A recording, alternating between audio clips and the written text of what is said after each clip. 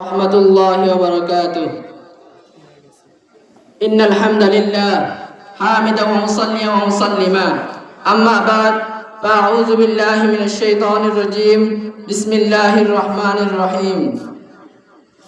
يا أيها النبي حرض المؤمنين على القتال، وقال رسول الله صلى الله عليه وسلم: بذل الوسع والطاقة بالقتل في سبيل الله عز وجل بالنفس والمال واللسان أو ذلك أو كما قال عليه الصلاة والسلام.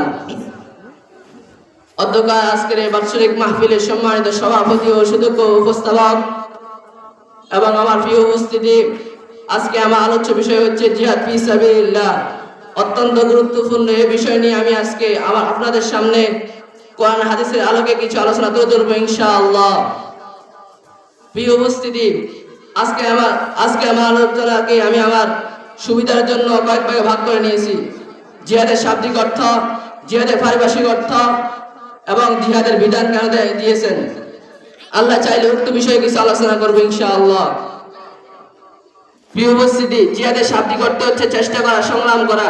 পরিভাষায় জিহাদ বলা হয় আল্লাহর দিনকে আল্লাহর জমিনে বিজয় করার জন্য সংগ্রাম করা এবং মুসলমানদেরকে রক্ষা করার জন্য নিষ্ঠার সাথে কাফের মুশরিকদের বিরুদ্ধে যুদ্ধ করা। জিহাদকে আরবি ভাষায় বলা হয় আল জিহাদ হুয়া বাযলুল জুহদি ফি কিতালিল কুফারি লিইলাই কালিমাতিল্লাহ।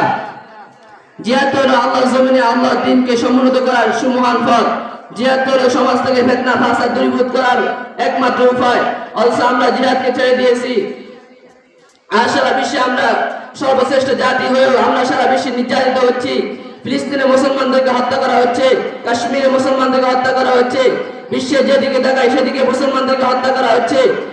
মুসলমানরা আত্মচিৎকার করে বলছে, রব্বানা আখরিজনা মিন হাযিহিল ক্বরিয়াতিজ যালিমি আহলুহা। তাদের ডাকে সাড়া দেওয়ার মতো কেউ নেই। আজকে আমরা নির্যাতিত হওয়ার একমাত্র কারণ আল্লাহর হাবিব সাল্লাল্লাহু আলাইহি ওয়াসাল্লাম বলেন, ইজা তারাকতুমুল জিহাদ ফাসাল্লাল্লাহু আলাইকুমুজ জিল্লাহ হাত্তা তারজু ইলা দীনিকুম আইলা জিহাদিকুম।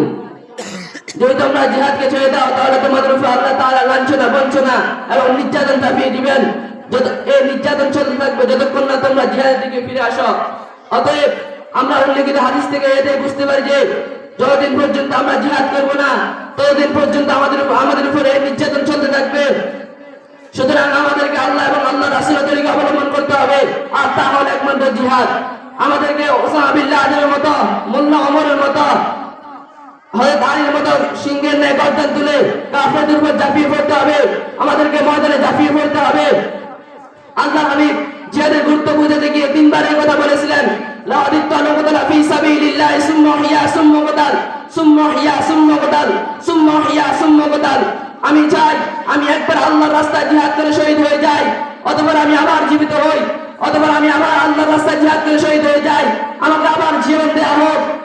যতবার আমাকে জীবন দিবে ততবার আমি আবার আল্লাহর রাস্তায় জিহাদ করে শহীদ হব। অত্যন্ত দুঃখের বিষয়, ইতিহাস সাক্ষী, যতদিন পর্যন্ত মুসলমানগণ জিহাদি অভিযান পরিচালনা করেছেন ততদিন পর্যন্ত কুফরি শক্তি মাথা উঁচু করে দাঁড়াতে সক্ষম হয়নি।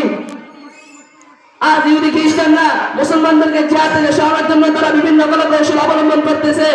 তারা জিহাদকে সন্ত্রাস বলে অপপ্রচার চালাচ্ছে যাতে মুসলমানগণ জিহাদ থেকে সরে দাঁড়ায়। আমরা মুসলমান হয়ে বাস্তবতা উপলব্ধি করতে পারলাম না। আফসোসের বিষয়, আজ মুসলমানগণ জিহাদকে ছেড়ে দিয়েছে। অতএব আমাদেরকে এই জমিনে ইসলামী খেলাফত কায়েম করতে হবে। আর ইসলামী খেলাফত কায়েম করতে আমাদেরকে জিহাদ করতে হবে।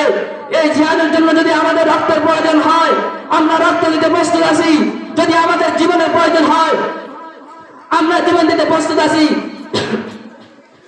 তবু আমরা আল্লাহর রাস্তায় জিহাদ ইসলামী হুকুমত প্রতিষ্ঠিত করবো ইনশাআল্লাহ। ওয়া আখিরু দাওয়ানা আলহামদুলিল্লাহি রাব্বিল আলামিন।